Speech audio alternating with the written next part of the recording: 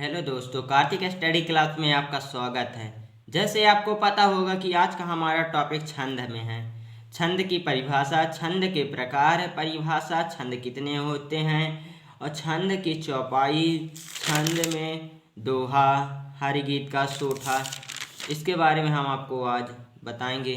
जैसे आपको पता ही होगा कि आपका 11वीं का पेपर जो 13 तारीख को हिंदी का है, उसी के रिलेटिव हम यह कुछ क्वेश्चन बनाए हुए हैं और 8वीं से 12वीं तक के सभी छात्र इस वीडियो को देख सकते हैं।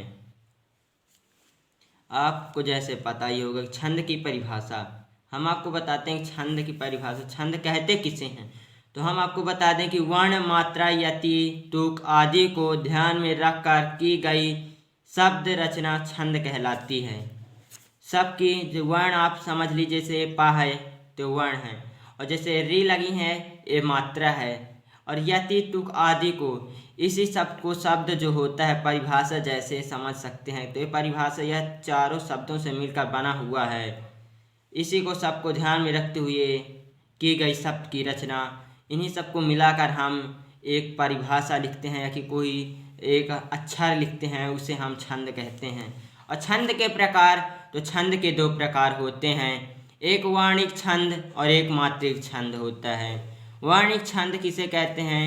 तो वर्णिक छंद की परिभाषा होती है जिस छंद में वर्ण की गणना की जाती है उसे वर्णिक छंद कहते हैं। जिनमें वर्ण की गिनती की जाती है, जैसे हो गए छा, ये बड़ा छा होगा तो उसमें एक मात्रा गिनती की जाएगी, मतलब छोटा छा है। जैसे परिभाषा आप समझ सकते हैं, परिभाषा तो ये ये क्या है? ये वर्ण है। और री जो लगी है इसमें छोटी की मात्रा, ये मात्रा है। तो यही सब परिभाषा को हम कहते हैं वर्णिक छंद। जिस छंद में वर्ण की गणना की जाती है, वर्णों की गणना की जाती है, उसे वर्णिक छंद कहते हैं। मतलब वर्ण ही वर्ण गिने जाते हैं, जैसे पा और रा, भा और सा, इसे गिना जाएगा तो हम वर्णिक छंद कहेंगे। आपको बता दें कि हम ये फिर मात्रिक छंद किसे कहते हैं। मात्रिक छंद किसे कहते हैं तो आपको परिभाषा बता दें कि मात्रिक छंद की परिभाषा क्या होती है।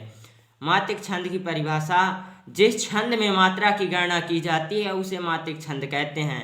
जिन छंद में मात्रा की गणना की जाती है, मान लीजिए छंद है, ये मान लीजिए परिभाषा है, आप कुछ भी मान सकते हैं। इसमें छोटी री की ए की मात्रा लगी है तो परिभाषा लिखा हुआ है, तो जो री लगी हुई है यह मात्रिक छंद है। और जो भा है, सा है, पा है, रा है, ये सब वर्णिक छंद है। और छंद के हम बता दें कि अंग कितने होते हैं। जैसे रस के अंग होते हैं तो रस के अंग 4 होते हैं, उसी प्रकार से छंद के अंग होते हैं। तो हम आपको बता दें कि पहला हो गया पद, दूसरा होता है मात्रा और वर्ण, तीसरा संख्या और क्रम, चौथा गण होता है, पांचवा यति विराम, फिर छठे नंबर में आता है गति और 7वें नंबर में आता है तुक। आप किसी भी प्रकार से लिख सकते हैं, आपको जितना याद है उतना लिख सकते हैं। आपसे अगर पेपर में पूछा जाएगा कि छंद के अंग लिखिए या कि छंद के प्रकार लिखिए, छंद की परिभाषा लिखिए, छंद कितने होते हैं, छंद कितने प्रकार के होते हैं, इस तरह से आपको क्वेश्चन मिल जाएगा तो आप पेपर में लिख सकते हैं। अगर आ जाता है छंद के अंग किसे कहते हैं कि छंद के अंग कितने होते हैं, तो आप बता सकते हैं छंद के अंग 4 होते हैं, मतलब 7 होते हैं। और रस के अंग कितने होते हैं तो 4 होते हैं। इसी तरह आप बता सकते हैं। आप उनके नाम पूछे तो आप नाम भी बता सकते हैं कि पद है, मात्रा है, वर्ण है, संख्या और क्रम है, गण है, यति है, विराम है, गति है, तुक है। इसी तरह करके आप बता सकते हैं। और मात्रा की गणना मान सकते हैं, हमें मात्रा की गणना किस तरह की जाती है।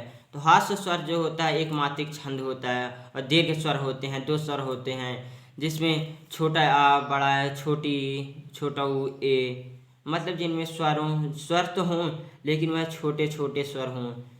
फिर दीर्घ स्वर होता है, द्विमात्रिक छंद होते हैं जिसमें 2 हों, जिन्हें यश से प्रदर्शित किया जाता है, यश से, और एक को आई से प्रदर्शित किया जाता है। तो आई वाले हो जाते हैं हास्य स्वर, ये दीर्घ स्वर हो जाते हैं बड़ा, बड़ी, ऊ, ए, ओ, औ, ये हो जाते हैं दीर्घ स्वर, द्विमात्रिक छंद है। अब लघु के साइड में एक रेड बटन है। दबा दिया। हम आपको लेकिन बताते हैं। फिर हम बता दें कि मई से मात्रिक छंद के हैं। चौपाई जो होती है यह एक मात्रिक छंद है। चौपाई किसे कहते हैं तो चौपाई सम मात्रिक छंद है। इसमें 4 चरण होते हैं और प्रत्येक चरण में 16-16 मात्रा होती हैं। चरण के अंत में 2 गुरु होते हैं, मतलब 2 यश होते हैं। 2 गुरु का मतलब होता है यश होते हैं, 2 यश। यश अगर इस तरह रहेंगे, एक गुरु है, अंत में चरण के अंत में 2 गुरु होना आवश्यक है। फिर से आप पढ़ सकते हैं। चौपाई सममात्रिक छंद है। सममात्रिक छंद है। इसमें 4 चरण होते हैं और प्रत्येक चरण में 16-16 मात्रा होती है। चरण के अंत में 2 गुरु होते हैं। हम आपको अब जैसे उदाहरण सुना सकते हैं कि बंधु गुरु पदम पदुम परागा सुरुचि सुभाष सरस अनुरागा अभिमय मूरी मुरिमय चूरण चारु सामन सकल भवरुज परिवारु। आप देख सकते हैं कि जैसे बंधु गुरु पद पदुमा परागा, तो आप देख सकते हैं कैसे इनकी गिनती की जाती है। तो बंधु ब और द है, तो दोनों में 1 गुरु है, मतलब इसमें गुरु लघु है। और ये बड़ा उ है तो यश गुरु होता है। इसी प्रकार से आप इनकी गिनती कर सकते हैं, जिसमें छोटे अक्षर हों, छोटा आ हो, छोटा पा हो, छोटा ना हो, छोटा रा हो, छोटा गा हो, इसमें आई का प्रयोग आप कर सकते हैं। और जिसमें बड़ा रा हो, बड़ा गा हो, बड़ा मा हो, बड़ा दू हो, बड़ा भा हो कुछ भी हो, तो आप एस लगा सकते हैं। और जैसे दूसरे नंबर में देख सकते हैं सुरुचि सुभाष सरस अनुरागा। इसमें सुरुचि में आप देख सकते हैं कि तीनों छोटे ही छोटे अक्षर हैं, इसलिए हम तीनों में एक ही तरह लगाए हैं। दूसरा हो जाता है, तो आप देख सकते हैं बड़ा हुआ है सुभाष में, तो आप बड़ा सा लगा देंगे। सरस सरस में सब छोटे छोटे हैं। अनुरागा में देख सकते हैं आपको अंत में 2 गुरु मिलेंगे, डबल है, सभी में 2 गुरु मिलेंगे और 16-16 मात्रा होती हैं।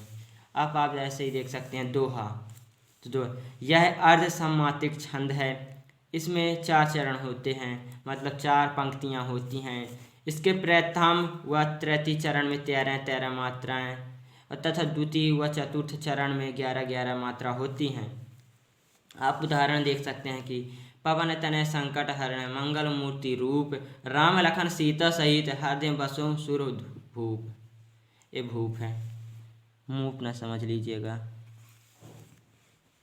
पवन में देख सकते हैं, इसमें और ये तो नहीं लिखा कि अंत में क्या गुरु होता है, इसमें कुछ भी नहीं होता, कुछ भी आ सकता है, इसमें लघु भी आ सकता है, गुरु भी आ सकता है।